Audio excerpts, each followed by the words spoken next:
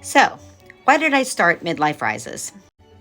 The fact is, I started Midlife Rises because I felt awful.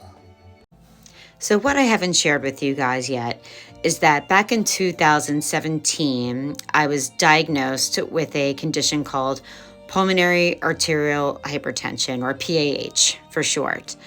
It's a big diagnosis. And what happens is that pressures build up in my lungs and causes me to go into heart failure. And what causes that is autoimmune disease.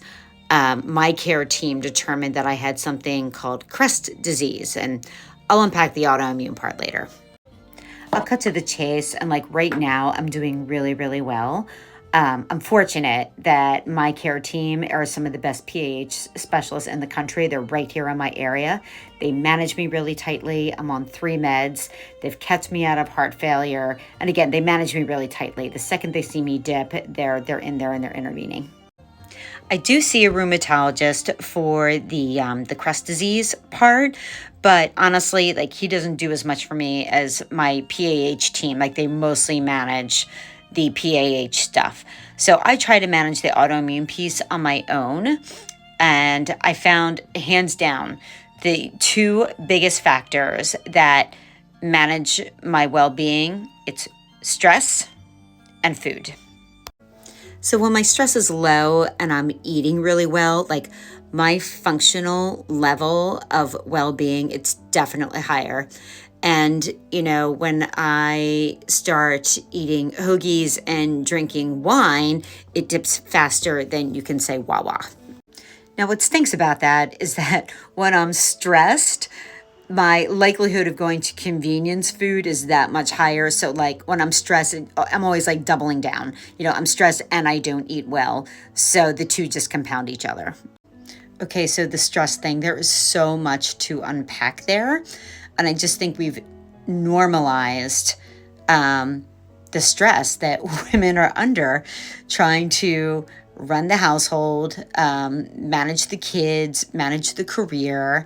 And like we're trying to do this while like trying to be like some cute version and love like a sexy Mary Poppins. Like, oh my God, like can we just stop? Okay, time to refocus.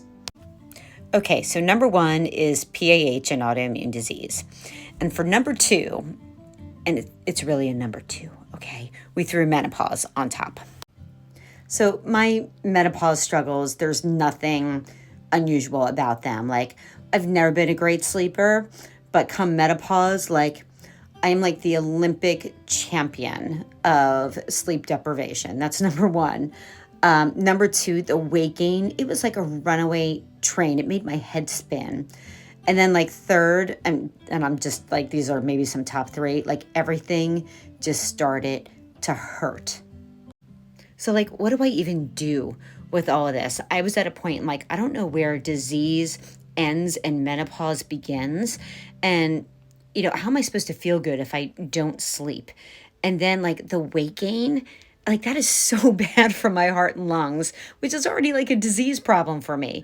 So when I go to my PCP and I tell them about, you know, the weight problem and that I can't explain it, it's not the amount I'm eating, it's not a calorie deficit, I can't really sit there and accept him just kind of going, that's just what happens. So I start looking for information on my own, and social media has actually been a huge part of that. And let me say thank you to the experts who take the time to take their knowledge and put it out there. It's very helpful. But at the same time, I think there's a good amount of overwhelm as well. Buy this supplement. Join my program. Count your macros. Do castor oil packs. Take vitamin D and magnesium. But not that magnesium and vitamin D that is filled with synthetic crap. It goes on and on. So I started Midlife Rises so we and I can focus on the 2 things that I still find to have the biggest impact, and that is stress and food. So I have started to feel better, but I can't emphasize enough that this is a process.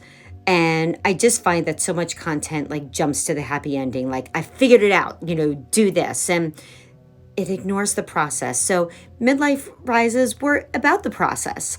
Like, we're going to try a whole bunch of things and we're going to see what works for me and what doesn't work for me. But, we can find out what works for you and what doesn't work for you. And it's going to be different. And we're going to have a little fun along the way. We'll have a sense of humor about it. We'll be kind to ourselves.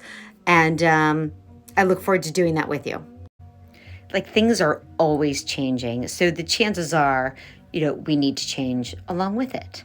So if this resonates with you, have a like and a follow, and we're going to go on this process and this journey together. Talk to you soon.